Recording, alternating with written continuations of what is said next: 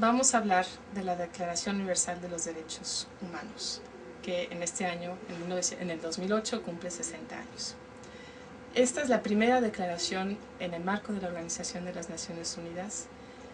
que nos habla de la protección de los derechos humanos, y vemos en el artículo primero que dice: todos los seres humanos nacen libres e iguales en dignidad y derecho.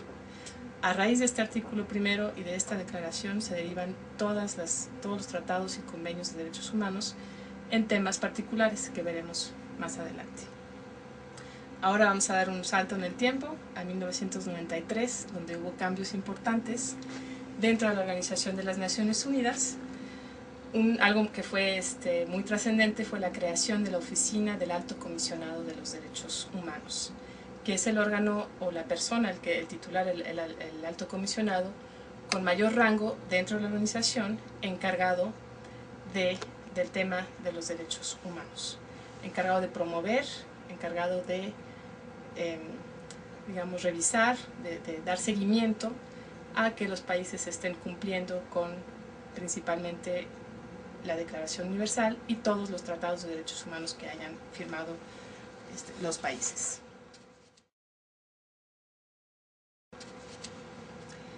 En el 2006, a raíz de cambios dentro de la Organización de las Naciones Unidas, se creó el Consejo de Derechos Humanos, que sustituye a la Comisión de Derechos Humanos. Sus funciones son las mismas, pero ahora son 47 miembros, son menos miembros.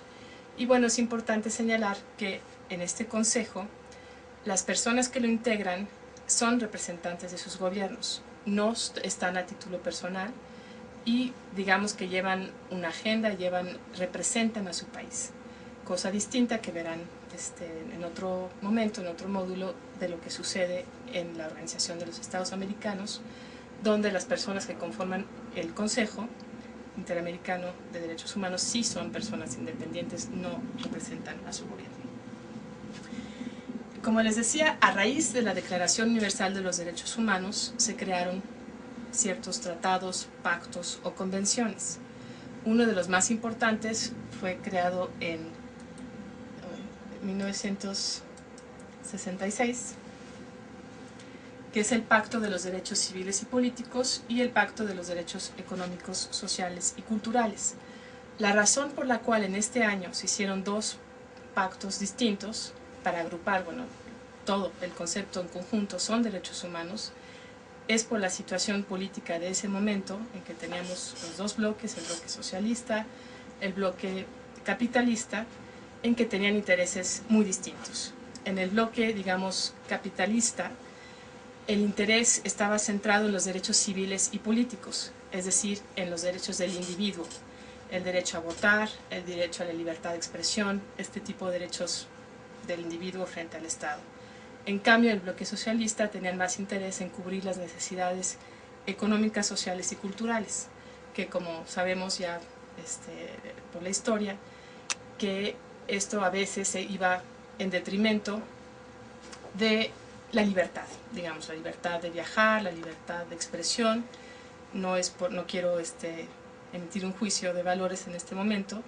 pero digamos que se dio un énfasis distinto, por un lado el Pacto de Derechos Civiles y Políticos y por el otro el Pacto de Derechos Económicos, Sociales y Culturales, aunque los que lo propusieron fueron de estos dos bloques distintos, fueron en realidad firmados por todos los países de la Organización de las Naciones Unidas y son unos de los primeros pactos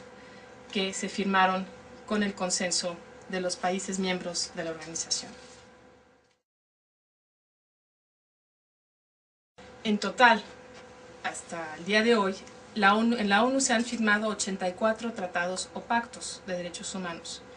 Y vamos a ver cuáles son los temas principales. Como les decía, a partir de la declaración, todo de lo que se va a hablar es derechos humanos. Pero ¿qué comprenden los derechos humanos? ¿Cómo surgió de ahí, las convenciones específicas? Tenemos que hubo 2 conferencias mundiales de los derechos humanos y la Asamblea del Milenio, 3 tratados o convenciones sobre el derecho de la libre determinación, 2 tratados de los derechos de los pueblos indígenas y de las minorías, 9 sobre la prevención de la discriminación en general, 4 de los derechos de la mujer, 5 sobre los derechos del niño, 1 de los derechos de las personas de edad, 4 de los derechos de las personas discapacitadas, 21 de los derechos humanos en la administración de justicia, es el que más convenios y pactos tiene, 6 sobre el bienestar, progreso y desarrollo social, 2 sobre la promoción y protección de los derechos humanos, 2 sobre el matrimonio, el derecho a la libertad para contraer matrimonio, 1 sobre el derecho a la salud, 1 sobre el empleo, 2 de libertad de asociación, 6 sobre esclavitud, servidumbre, trabajo forzoso, instituciones y prácticas análogas, 1 sobre los derechos de los trabajadores migratorios, 5 sobre la nacionalidad, la apatridia, asilo y refugiados, 3 crímenes de guerra y crímenes de lesa humanidad, incluyendo el genocidio, y 4 de derecho humanitario. El derecho humanitario, dentro del concepto de derechos humanos, se refiere específicamente al derecho de las personas en situación de guerra, que se respeten los derechos de las personas que están en un país en conflicto. Bueno, como ven, en estos 84 tratados de derechos humanos se abarcan muchísimos temas, todos son de derechos humanos, todos relativos a los derechos de las personas frente al gobierno y al Estado. Un cambio que ha habido en el concepto, y esto se vio de manera específica en 1993, fue que ya no se restringe el concepto de derechos humanos nada más al derecho del individuo frente al Estado, por ejemplo, el clásico de las personas que están privadas de libertad o los periodistas, sino va más allá y se incluye la obligación de los gobiernos de proteger a las personas, incluyendo, por ejemplo, la violencia intrafamiliar. Se considera que las personas tienen el derecho a vivir una vida libre de violencia y que, aunque sea algo que ocurre entre particulares, el gobierno es responsable de garantizar que las personas puedan vivir sin violencia. Este es un ejemplo de cómo ha ido progresando el concepto de derechos humanos para ser cada vez más incluyente y cada vez más son más obligaciones del Estado frente a las personas. También hablamos del derecho a un medio ambiente sano, en fin, cada vez se va ampliando el concepto. ¿Cómo funciona? ¿Qué hace la Organización de las Naciones Unidas para vigilar que los países cumplan con los tratados? Existen comités.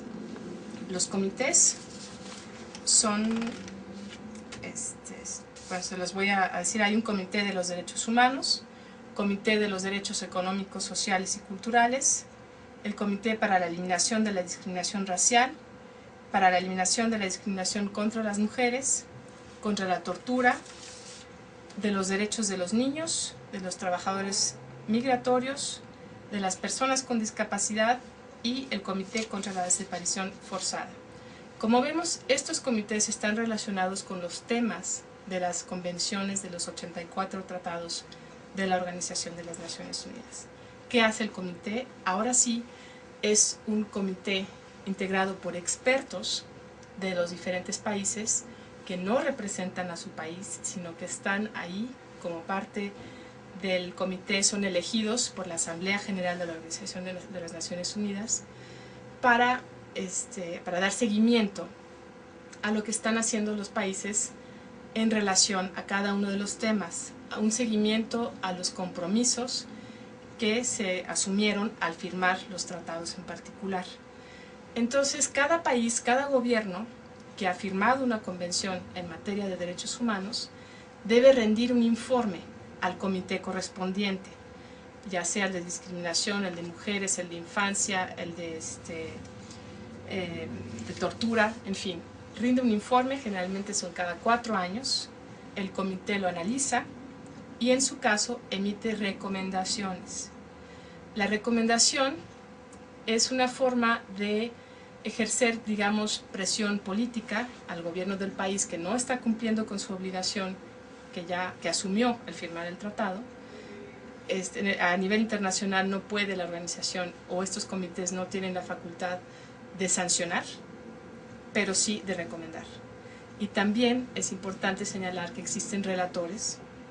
de cada uno de estos temas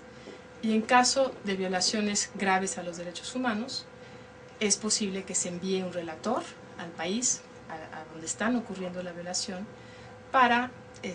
ver y reportar, digamos, qué es lo que está pasando. A raíz del informe, entonces se emite la recomendación y se espera que el país, el gobierno del país que firmó el tratado correspondiente, cumpla con las recomendaciones, que haya un progreso. Esta es la forma en que la Organización de las Naciones Unidas vigila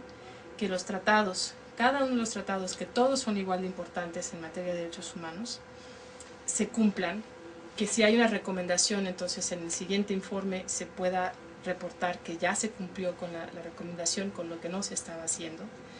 Y esa es la manera en que la Organización de las Naciones Unidas vigila el seguimiento y el cumplimiento de la promoción de los derechos humanos.